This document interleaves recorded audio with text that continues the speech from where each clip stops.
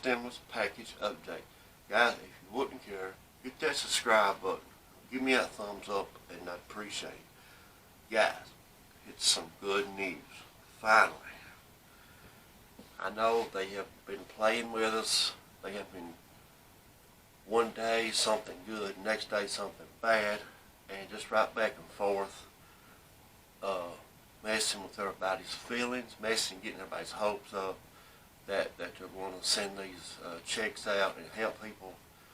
But finally, they have agreed on a number, and they're going to send it to Pelosi and see if they can vote on it and get this done. But one thing for sure, they have all agreed on the number that they have come up with, and that is 1.8 trillion. Donald Trump come up from 1.6 to 1.8, and as you all know, let's see, Nancy Pelosi was at 2.2. I think she come down to 2.0, so that's not a big difference when it's, so let's hope, and guys, let's hope and pray that they can get this done in the next, maybe today or by tomorrow, and they can get this done and put together and get this money out to the American people, because everyone is desperate for help right now. And I don't know the company's name right off the top of my head, but it is, I think, two major companies, and one of them was getting ready to lay off so many thousands of people, and the other one was like anywhere from 24 to 3,000 people, and they was major companies, and they was getting ready to lay those people off if they hadn't come up with a stimulus package deal. So maybe this can get everybody back going, get the economy back up, get everybody's, get some bills paid, and just get life going again.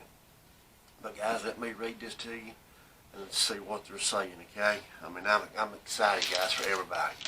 I just hope this works out like I'm hoping it does.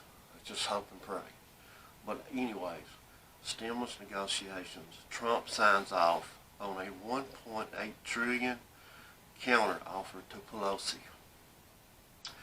Now, President Donald Trump has signed off on a roughly 1.8 trillion stimulus offer to be presented to House Speaker Nancy Pelosi. According to two people with knowledge of the decision, marking the highest top-line dollar figure the administration has put on the table to this point.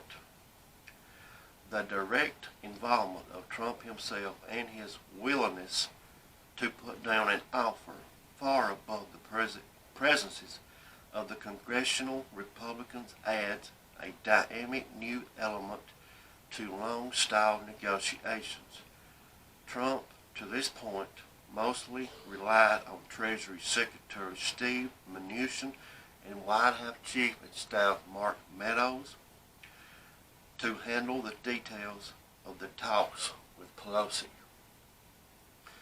Now, the 1.8 trillion figure is up from a 1.6 trillion offer from earlier this week, though it remains below the 2.2 trillion in the bill passed last week by House Democrats. And Pelosi has been unwilling to go below 2 trillion in negotiations. Up to this point, people familiar with the matter say the details in the offer remain as important, if not more so, than the top-line dollar figure.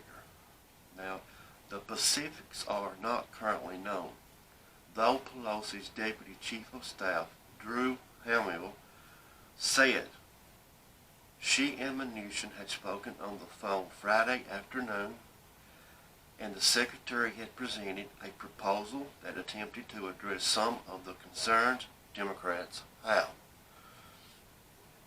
Of special concern is the absence of this agreement on a strategic plan to crush the virus. Hamill wrote in a tweet, "For this and other provisions, we are still awaiting language from the administration as negotiations on the overall funding amounts continue."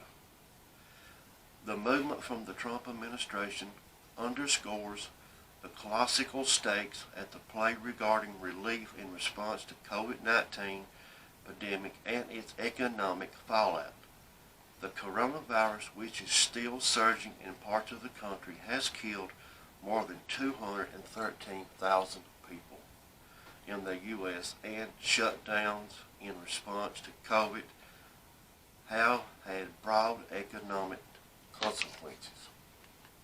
A wide-range package would attempt to address the twin economic and public health crises that continue to play out.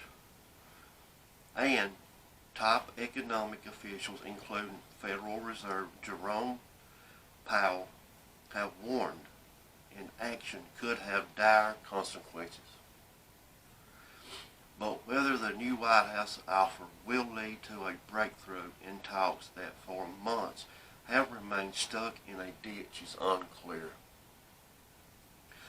Pelosi has said repeatedly that the actual legislative language and where that language directs the funds has become the most critical aspect of any agreement, pushing particularly for funding for states and localities that have significant budget shortfalls, a key sticking point for Trump administration. And the president appeared to undermine his own proposal Friday afternoon when he said that he would like to see a bigger stimulus than what is currently being put forth, either Democrats or his administration. He says, "I would like to see a bigger stimulus package, frankly, than either the Democrats or Republicans are offering," Trump said while being interviewed on the Rush Limbaugh show. The president continued that he's going in the exact opposite now, adding, "Maybe it helps or maybe it hurts negotiations." Trump's willingness to go big, as he also framed it Twitter on Friday, runs risk. Inside his own party, Republicans in both chambers have voiced concern over any price tag above $1 trillion may or opposed to any new aid at all. Now, Senate Majority Leader Mitch McConnell cast doubt earlier Friday on the possibility that any deal could get passed ahead of Election Day. Now, guys, this is all great news. This is great news. They all agreed.